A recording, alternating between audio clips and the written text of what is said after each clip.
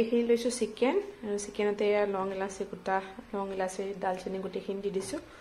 আৰু এইখিনি হৈছে আদা আৰু নহৰু এইখিনিও দি দিছো তাতে আৰু এইফালে দিছো ইয়া পিয়াজ নিমখ হালধি গুড়া অলপ আৰু জিৰা গুড়া অলপ দি দিছো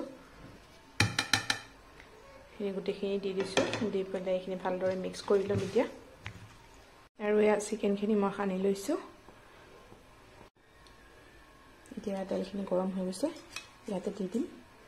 গুটিখিনি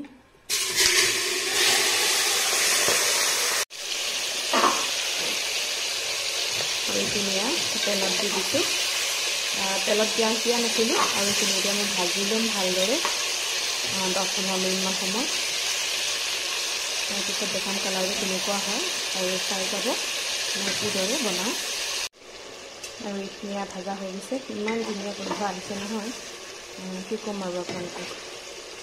বনাই খাই চাব আপোনালোকে তেতিয়া গম পাব আৰু এইখিনি ভাজা হৈ গ'ল 10-15 মিনিটমান সময় হৈ গৈছে এতিয়া দি দিম মই চাউলখিনি তাতে লৈছোঁ মই জহা চাউল আৰু এই চাউলখিনি দি দিছোঁ মই জহা চাউলখিনি আৰু গোটেইখিনি আপোনালোকক দেখাব পৰা নাই কাৰণ এখনতে কেমেৰা ধৰি আছোঁ আৰু এখনতে মই দেখাই আছোঁ আপোনালোকক এইখিনি দি দিছোঁ আৰু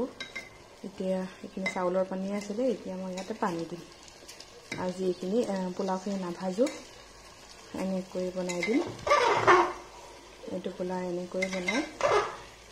বনাই খাই চাব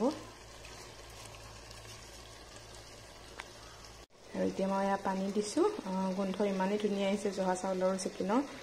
দুইটা মিক্স হৈ বহুত ধুনীয়া এটা গোন্ধ আহিছে আৰু এতিয়া পানী দিছোঁ চাউল যিমানখিনি ল'ম মই পানী সিমানখিনিয়ে দিম আৰু এতিয়া লগাই দিম ঢাকোন আৰু 2টা চিটি আহিবলৈ দি দিম এতিয়া মই